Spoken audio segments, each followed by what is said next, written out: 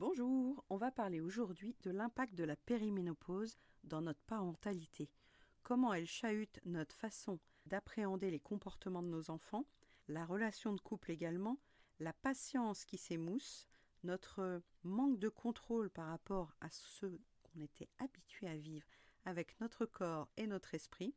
Bref, je vous donne des solutions, je vous décris un peu peut-être ce que vous traversez ou ce qui vous attend pour certaines. En tout cas, on n'est pas seul. Belle écoute.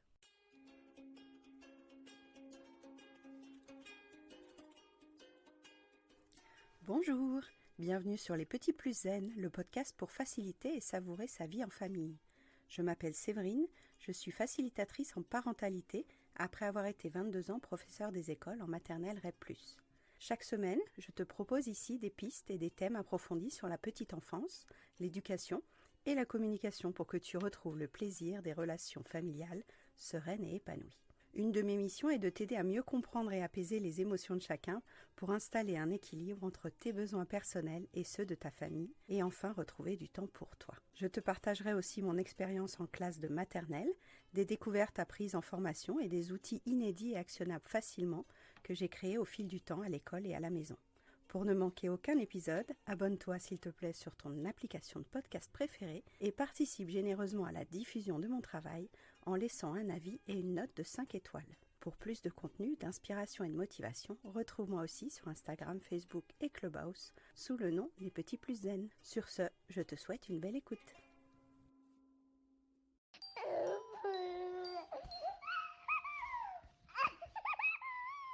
Alors honnêtement, la périménopause, comme beaucoup de notre génération, je n'en avais jamais entendu parler. La première fois qu'on m'a parlé de ménopause, pour moi, c'était les femmes d'après 50 ans et c'était uniquement concernant les règles. Au fil de l'année 2025, comme je vous disais dans le bilan de la semaine dernière, j'ai observé en moi plusieurs éléments qui m'ont alertée. Et je n'ai pas tout de suite fait le lien avec la périménopause. Finalement, mon corps était en train de changer et ça rendait petit à petit, sans que je voie l'ensemble bouger, ma parentalité beaucoup plus intense.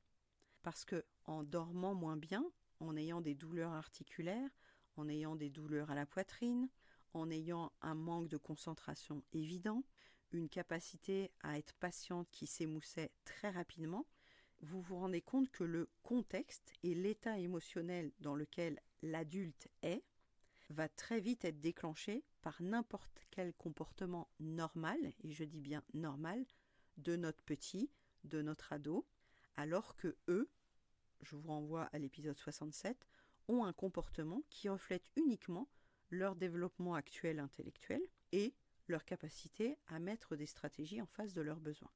Décoder les comportements de nos enfants, on apprend à le faire régulièrement et passer ce cap de la petite enfance, des crises de la jeunesse, on a une période qui est un peu plus souple avant l'adolescence. Selon l'âge auquel vous avez eu vos enfants, vous allez être confronté à une périménopause qui sera peut-être en décalé avec la période d'affirmation de vos enfants, ou pas. Et comme je vous disais dans le bilan, le fait d'arriver à l'âge de Parcoursup et d'avoir une périménopause qui commence en même temps, ça m'a bien challengé en 2025. Donc, dans cet épisode, j'aimerais voir avec vous comment retrouver plus de sérénité au quotidien, parce que quand on voit qu'on a plus envie de crier, qu'on pleure parfois pour un rien, que le bruit est insupportable, moi je vois que mon hypersensibilité au bruit avance d'année après année. Je deviens de plus en plus intolérante au bruit. Quand j'étais en classe, je l'avais détecté, mais je me dis, évidemment, je travaille dans une maternelle REP+. Les gens sont petits, l'organisation est foireuse, c'est normal qu'il y ait du bruit, parce qu'en fait, les conditions ne sont pas optimales. Et en aménageant ma classe, en régulant mes émotions et celles des élèves que j'accueillais, j'ai vu que je pouvais amadouer une partie du bruit dans ma classe. C'était autre chose en récréation et en collectivité dans le reste de l'école, mais ça, c'est un autre débat. Et cette question de la fatigue en périménopause, on a beau s'en douter, on ne sait pas à quel moment elle arrive. On ne sait pas si elle va être régulière, si elle va être intensive, si elle va nous laisser tranquilles ou pas du tout. Et donc les coups de fatigue d'un coup, ou alors les pics de productivité d'un coup, moi, m'ont vraiment surprise. Je me suis retrouvée à enchaîner 4 heures de travail sans effort et des fois me traîner comme un légume sur mon canapé en disant « j'ai rien envie de faire, je ne suis pas en capacité de travailler ». Quand il y a moins d'échéances, ça va. Quand il y a un atelier à travailler, une séance de formation, une guidance à effectuer, il y a des moments où il va falloir arbitrer et prioriser. Et je repense à la première fois où je me suis dit, mais qu'est-ce qui m'arrive? Je vous raconte ça parce que c'était assez amusant. J'étais chez l'orthodontiste et elle me sort la facture pour l'appareil de l'IVNA. Et je vois la somme et je commence à pleurer. Et donc je suis en face de la personne au guichet et je vois que je suis en train de pleurer. Je me dis, mais qu'est-ce qui t'arrive? Mais t'es complètement folle, Séverine, qu'est-ce qui te prend? Et ces moments-là, j'en ai eu plusieurs en 2025, des moments où je ne me reconnaissais pas dans ma manière de m'énerver, dans ma manière de pleurer, dans ma manière d'être déclenchée, dans ma manière d'avoir envie d'envoyer chier tout le monde, de dire mais merde, mais tu comprends rien, mais t'es débile ou quoi, mais t'as pas écouté quand je t'ai expliqué ça? Et donc tout le monde a pris cher au début.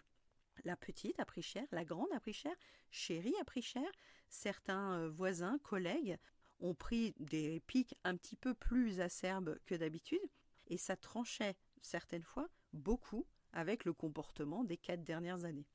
Donc ça m'a mis la puce à l'oreille. Il y a eu plusieurs douleurs physiques aussi qui m'ont inquiétée parce que quand on a des douleurs dans la poitrine, on peut s'imaginer le pire. Étant de tempérament anxieuse, je me suis tout de suite imaginé que j'avais quelque chose de grave. Et petit à petit, en écoutant beaucoup de podcasts, donc il y a beaucoup de références de podcasts maintenant qui parlent de la ménopause. Il y en a un d'Anna Roy notamment qui est très bien, aussi qui s'appelle Chaud devant, qui est super aussi avec des témoignages. Et pendant l'été, j'ai lu 5 livres sur la ménopause, ce qui m'a pour le coup bien mis au fait de tout ce qui m'attendait à venir et de tout ce qui se passait réellement avec les chutes d'hormones et les moins grandes productions de certaines autres hormones. Donc on va voir tout ça aujourd'hui.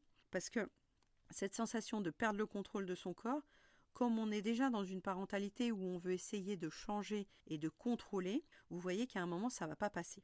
Donc, ce n'est pas un problème de patience, ce n'est pas un problème d'échec, c'est juste que la périménopause vient nous éclairer quelque chose de complètement nouveau dans une manière d'organiser notre vie. Donc, je vais essayer de te faire déculpabiliser. Si tu commences à vivre ça et que tu te dis que tu es en train de devenir zinzin, tu n'es pas en train de devenir zinzin, c'est la nature te rappelle que le fonctionnement n'est pas linéaire. Et là, on n'est vraiment pas dans du linéaire. La première piste que je vais t'amener, c'est que la transition hormonale, elle commence bien avant la ménopause, mais il n'y a pas d'âge défini. Ça peut être à partir de 35 ans. Il y a certaines personnes qui déclenchent la périménopause à 42 ans et on ne parle de ménopause que après 1 an d'arrêt des règles. Donc on peut complètement dissocier le fait que la périménopause n'a pas de rapport avec les règles. En tout cas, ça peut durer 10 ou 15 ans avant que les règles commencent à s'espacer et s'arrêter. Donc on n'est pas du tout obligé de lier la périménopause aux simples symptômes des règles. Les hormones commencent à faire le yo-yo. Entre les œstrogènes, la progestérone et le cortisol, tout ça, le cocktail est irrégulier. On n'a plus la même production. Donc à certains moments, on va être beaucoup plus dans l'action et à certains moments, être dans un repli conséquent. Le corps et le cerveau ne fonctionnent plus comme avant. Donc non, on ne devient pas une mauvaise personne, on ne devient pas quelqu'un de soupe au lait, d'hypersensible, d'acariâtre et de râleur. C'est juste que notre système nerveux est beaucoup plus sollicité, beaucoup plus sensible et beaucoup plus vite saturé. Toutes les informations qui nous arrivent de l'intérieur et qui d'habitude s'autonomisent, se coordonnent sans qu'on ait besoin de mettre de conscience dessus, là, on a parfois besoin de mettre de la conscience dessus parce que sinon on est gêné.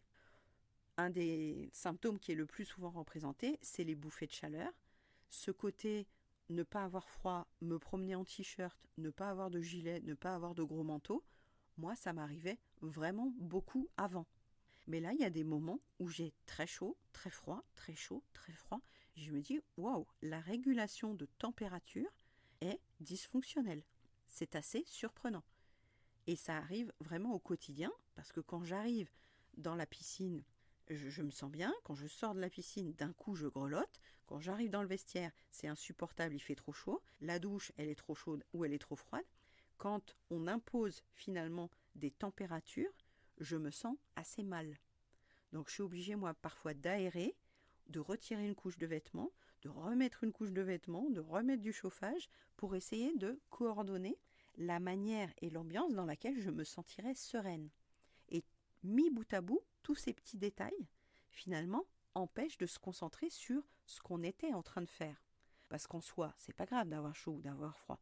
Mais quand on doit boucler un montage, aller à un atelier ou appeler quelqu'un, c'est des petits désagréments qui s'entendent après dans la voix, qui impactent. Il y a un petit effet domino de chaque petite gêne physique, physiologique, fait un petit effet boule de neige sur le reste de notre journée. Donc les effets concrets, ça peut être l'irritabilité, les demandes, les gens qui ne comprennent pas, le bruit, certaines disputes de tes enfants. Ça va t'atteindre plus vite. Il y a aussi je me sentais bien ce matin, mais d'un coup, tu te sens vidé et sans réserve. Il y a des montagnes russes à ça va, je gère, à je vais jamais y arriver, je craque, c'est trop dur. Il y a des larmes qui montent pour un spot télé ou un moment dans l'épisode de série que tu es en train de regarder, tu sens que les larmes montent. Et le premier parallèle que j'avais fait, c'est de me dire tiens, pourtant je ne suis pas en 3e semaine de cycle. Parce que parfois, on a fait ce lien avec les 4 semaines de cycle menstruel et on sait que 6, 5, 4 jours avant les règles, on est beaucoup plus sensible, on est beaucoup plus agaçable, on est beaucoup plus fébrile. On entend respirer quelqu'un un peu fort, on entend quelqu'un mâcher et mastiquer un peu fort, on commence à s'énerver. Donc cette conscience-là que le monde extérieur vient quelque part nous agresser, nous défier, je le trouve beaucoup plus sensible, moi, cette année, donc depuis à peu près 1 an, je vois que je me sens déclenchée par des petits éléments du monde extérieur. Et il y a une espèce de baisse de tolérance. Je me sens beaucoup moins patiente. Il y a des gens qui m'insupportent beaucoup plus vite qu'avant, en me disant non mais elle pense vraiment qu'à elle parle que d'elle, elle s'intéresse pas du tout à ce que je suis en train de lui dire. Ça me vient vraiment en face à face beaucoup plus vite qu'avant. Et par contre, je me sens en intensité aussi quand c'est une personne qui justement est complètement dans l'écoute, dans l'empathie. J'ai presque envie de lui sauter au cou, tellement je suis contente qu'il y ait des personnes vraiment empathiques dans le lien, dans la relation. Ça veut dire que c'est une montagne russe entre, il y a vraiment, en gros, des gens que je ne veux pas avoir et des gens avec qui j'aurais envie de passer 2 heures de plus. C'est pas comme d'habitude, c'est vraiment différent. C'est un peu extrême, c'est vraiment intensif. Dans mon ressenti, c'est intensif. Et je vois parfois que je me force à ne pas être trop dans l'expression de « oh putain, elle me fait chier celle-là » ou d'être trop dans l'expression de « oh, je suis tellement heureuse de l'avoir rencontré lui parce que j'aime sa façon d'être, de parler, de poser sa voix, de faire des gestes. » Je vous parle de ça sur un point très concret là. J'ai repris la kizomba et la salsa et je vais régulièrement en soirée salsa et kizomba. Et il m'est arrivé un jour d'entendre un prof dire une phrase et ça m'a scié en deux. Le prof a dit un truc improbable et j'ai eu envie de lui rentrer dedans. Vraiment, typiquement. Et ça fera rire une de mes binômes CNV avec qui on a fait cette situation. Ça m'a offusquée. Je me suis sentie agressée intellectuellement par la phrase qu'il a dite. Et un autre prof avec qui j'ai participé à une soirée et un stage, je l'ai trouvé doux. J'ai aimé sa façon d'expliquer, de ne pas juger les erreurs. Et j'étais toute heureuse de rencontrer un prof aussi bienveillant. Mais c'était aussi très intense, très extrême. Et à l'intérieur de moi, je vois des flammes de plus en plus intenses et plus en plus extrêmes. Et à la fois, ça m'amuse, parce que j'ai déjà les outils pour les appréhender. Et à la fois, je me dis, comment ça doit être pour les personnes qui n'ont jamais entendu parler de périménopause. Et parmi certaines mamans, quand je revois avec le recul, je pense qu'au moment où elles me parlaient de leurs ados, et des écrans, et des bagarres, et des disputes, je n'étais pas capable d'identifier que c'était peut-être aussi un effet de la périménopause pour elles. Donc maintenant, je serai plus attentive avec les personnes qui arrivent entre 38 et 50 ans, de voir si elles ont connaissance de ces éléments-là, si elles ont mis en place des stratégies peut-être pour apprivoiser leur périménopause, et on va en voir quelques-uns dans l'épisode, parce que c'est précieux de voir que ça n'a rien à voir avec les gens avec qui on vit. C'est ce qui se passe en nous. Et ça, j'aimerais bien qu'on se dise que si vous vivez, imaginons que vous êtes un homme là qui m'entendez aujourd'hui, si vous vivez avec une femme en périménopause, vous n'avez peut-être aucune idée de ce qui se passe pour elle, parce qu'elle n'a peut-être même pas d'idée de ce qui se passe pour elle. Et dans ce lien, dans cette communication de couple, ça devient difficile de parler de quelque chose dont aucun des deux n'a connaissance. Comme beaucoup d'éléments en parentalité, là on est sur la santé de la femme et sur le développement et l'âge de la femme. On gagnerait beaucoup à avoir des connaissances sur la périménopause. Et moi je dévore toujours les sujets quand je commence à m'y intéresser. Et cet été je me suis régalée à lire tous ces livres sur la périménopause, entendre que dans certaines civilisations c'est le printemps de la femme, qu'elle se sent une nouvelle jeunesse, qu'elle s'autorise des tenues et à être sexy. Enfin, j'ai adoré lire les exemples qui sont associés aussi à la périménopause et à la ménopause. Parce que c'est une nouvelle dimension qui s'offre aux femmes. Pour autant qu'on ne s'en sente pas victime. Ça, c'est un autre dossier. À quel stade on en est? Est-ce qu'on subit notre périménopause? Est-ce qu'on l'observe? Est-ce qu'on la régule? Est-ce qu'on la sublime? Et je ne vais pas vous donner les 4 cases et vous donner une grille d'outils directement, puisque je suis en train de les mettre en place pour moi. Mais en tout cas, sachez que ce sont des éléments qui impactent forcément notre façon de réagir aux paroles et aux comportements de nos enfants. Puisque nous-mêmes, on manque de clarté dans les zones d'ombre de ce qui se passe dans notre propre cerveau et dans notre propre corps à ce moment-là. Donc si un jour ton enfant il traîne pour mettre ses chaussures, avant peut-être que juste on soufflait. Alors que maintenant, à l'intérieur, c'est beaucoup plus fort. Et c'est pas notre enfant qui a changé. C'est juste que notre seuil de tolérance, il est beaucoup plus bas qu'avant. Et ça peut venir toucher aussi, je le disais en introduction, l'impression de ne plus y arriver, d'avoir raté quelque chose, de ne plus contrôler les choses. Parce qu'on va continuer à donner, on va continuer à faire, on va continuer à porter, alors qu'on n'a plus la même énergie qu'avant. Et si on continue à forcer, notre corps risque de nous le reprocher. Et notre corps va finir par nous dire « Stop, tu t'arrêtes là maintenant ». Et il m'est arrivé ça l'année dernière, le 9 janvier. Il y a un matin où j'ai senti une douleur à l'aine, où je me suis dit « Mais c'est pas possible, qu'est-ce qui se passe ?» Et c'était tellement aigu, tellement pointu comme douleur, que je suis allée aux urgences. J'ai demandé à Chérie de m'amener aux urgences, parce que j'ai cru que j'allais mourir. Je me suis dit « Je sais pas, il y a un caillot dans mon rein, qu'est-ce qui se passe ?» Et quand je suis arrivée aux urgences, elle n'a pas trouvé. Elle m'a dit, c'est pas explicable.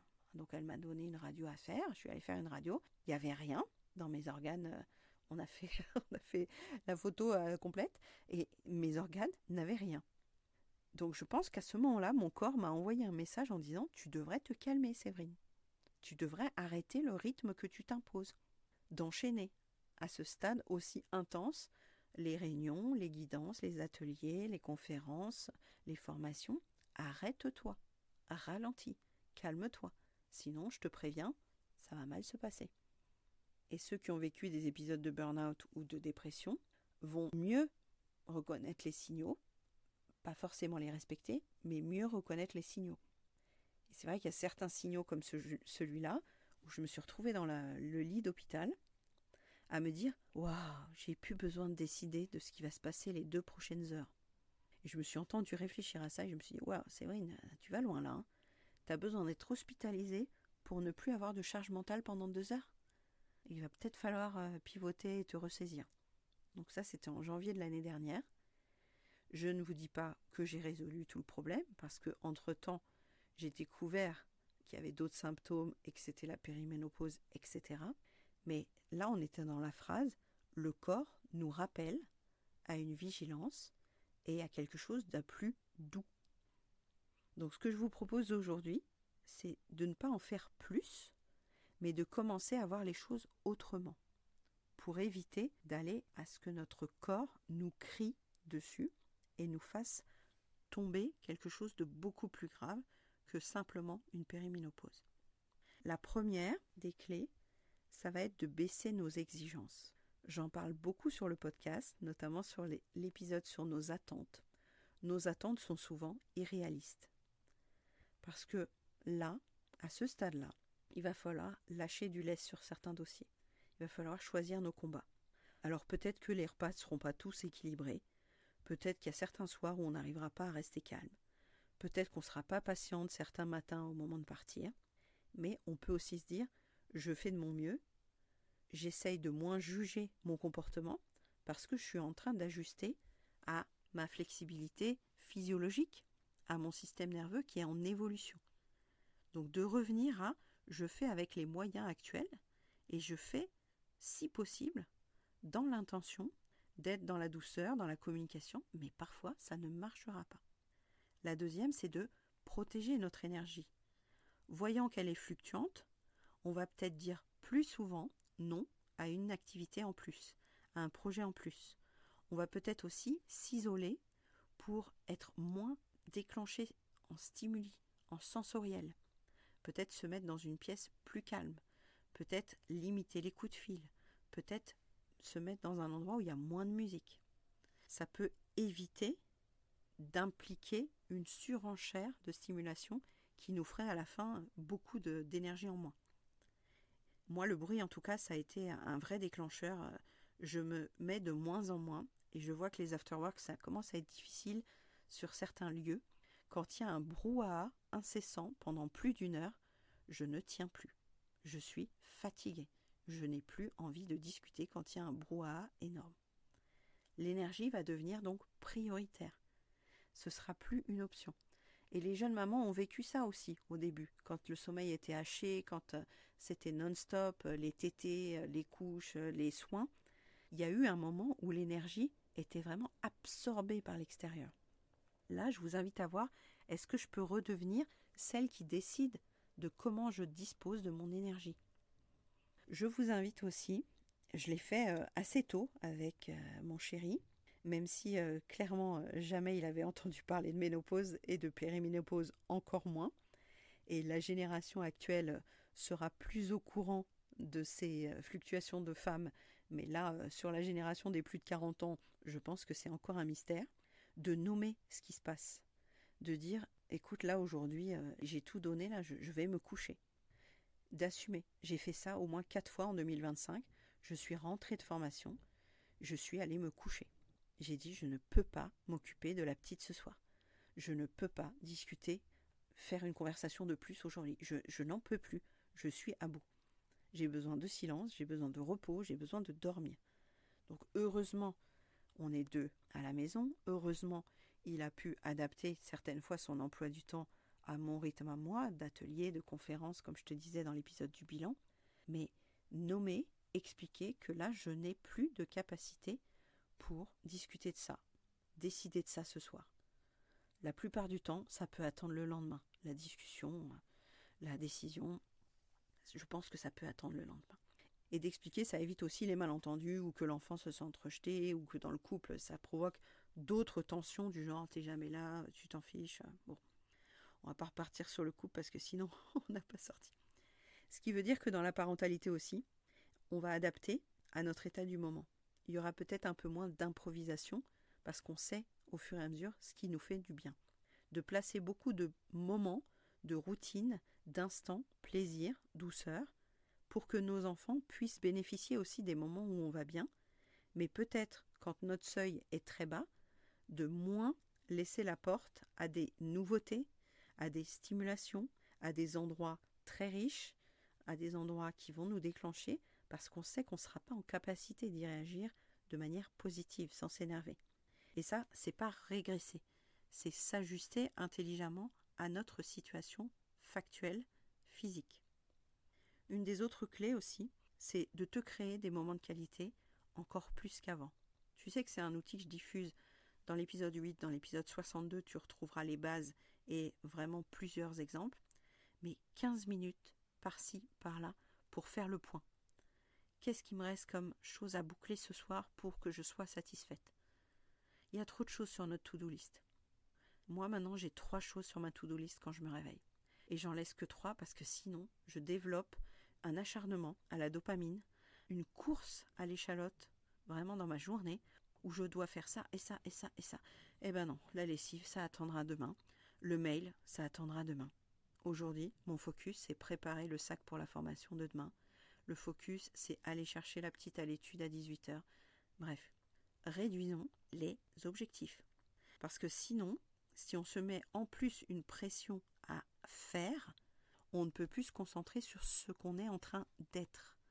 Je crois de plus en plus qu'on est dans une roue de faire pour avancer, pour satisfaire, pour pas décevoir, pour cocher, mais on est beaucoup moins dans est-ce que ça a un sens de faire ça aujourd'hui alors que je n'ai plus d'énergie.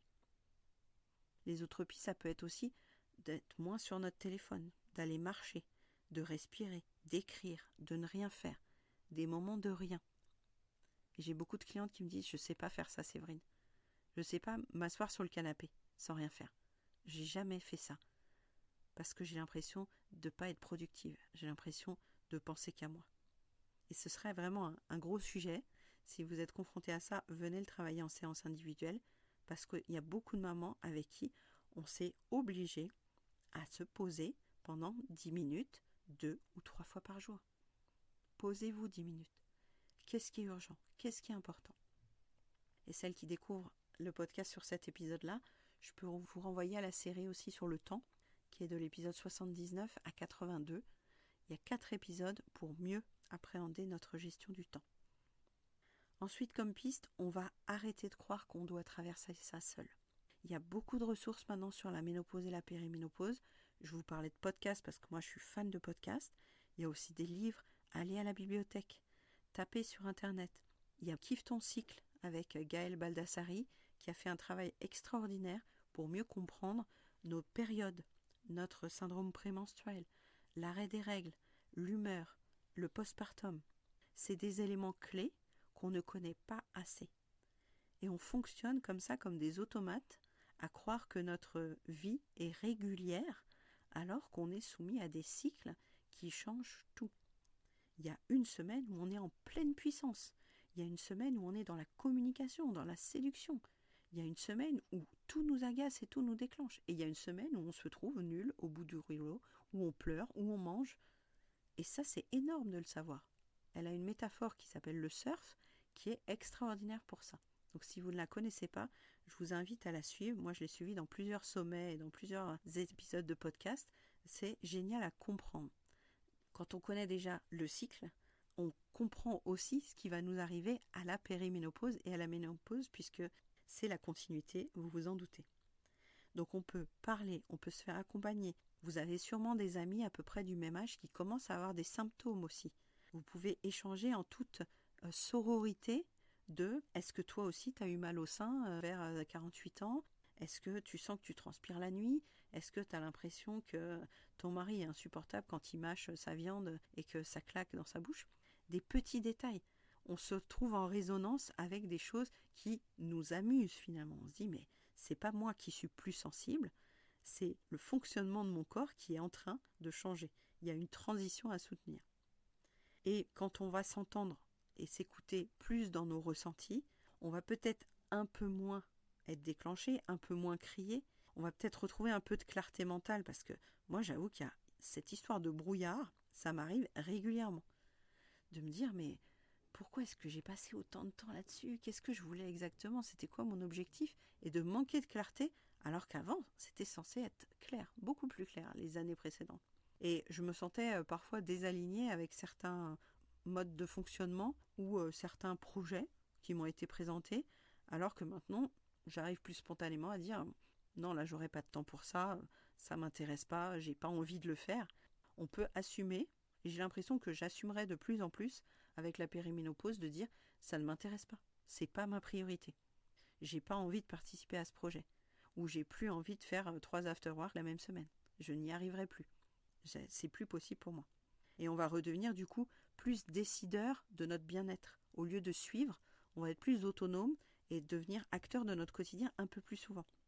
On va s'adapter au monde entier, avec nos enfants, nos chéris, nos collègues, nos patrons et nos objectifs, mais on va moins les subir. Et je pense que dans l'ajustement, je ne suis pas arrivée encore au bout, mais je suis curieuse de voir comment ça va encore évoluer. parce que j'ai pas eu tous les symptômes. Il y en a plus de 50 des symptômes, donc si vous voulez, vous taperez symptômes de périménopause et pour certains, vous allez avoir des sueurs froides, mais ça joue sur vraiment beaucoup de choses. Et comme la médecin m'avait déjà mis sous traitement pour l'hypertension, je pensais que j'étais libérée, délivrée avec ce traitement sur l'hypertension, et il n'y avait pas que l'hypertension en fait comme problème. Il y a beaucoup d'autres choses qui arrivent et qui impactent mon quotidien sur des petits détails, mais la vue change, la vue baisse, la capacité de conduire la nuit aussi baisse. L'audition, il y a des acouphènes, enfin tout un tas de petites choses que je n'aurais jamais avant attribuées à la périménopause. Et se dire des fois, ok, je vieillis, je vais avoir 50 ans bientôt, je vieillis, j'assume.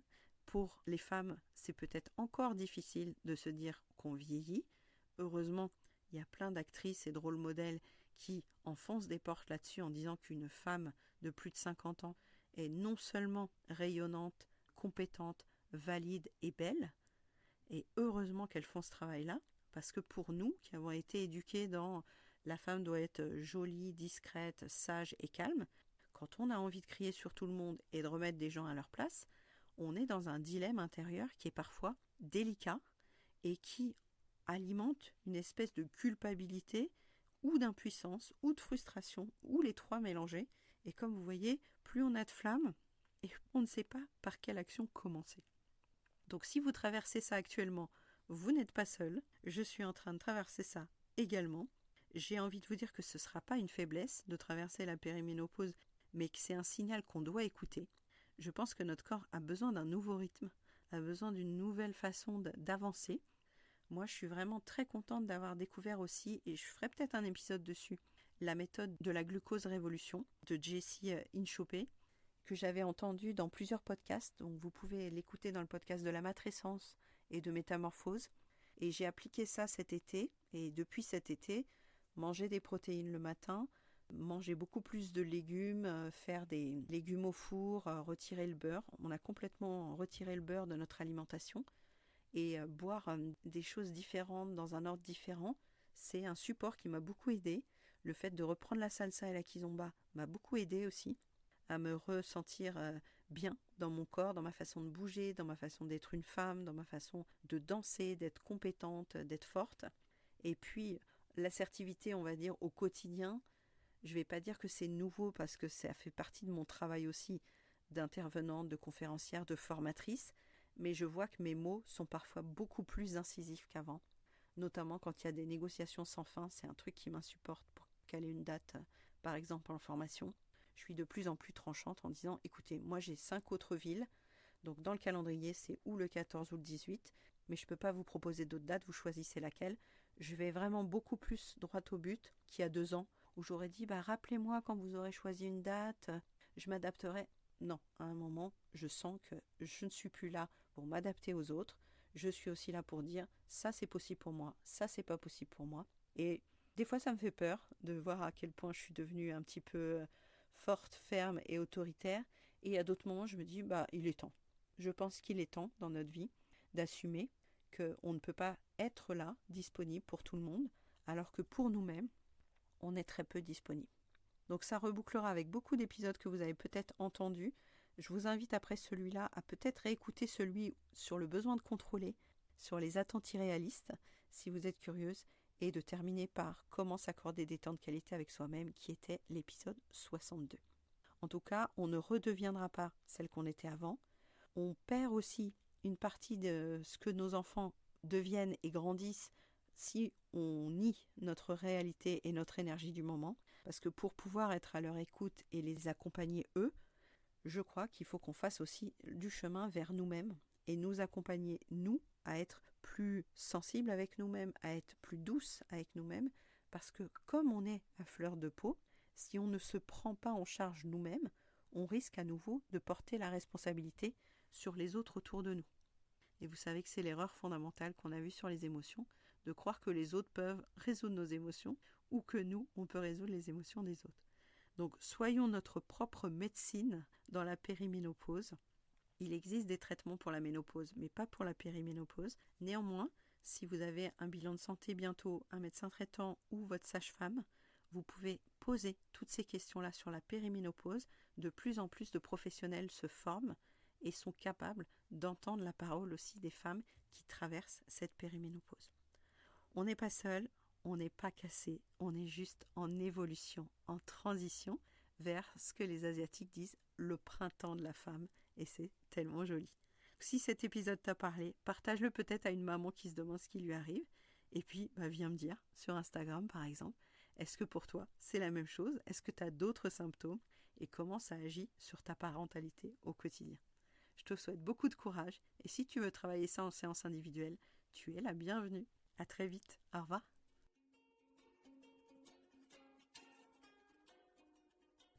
Merci d'avoir écouté cet épisode. Tu peux retrouver les thèmes et les épisodes précédents aussi sur lppzen.com/lepodcast.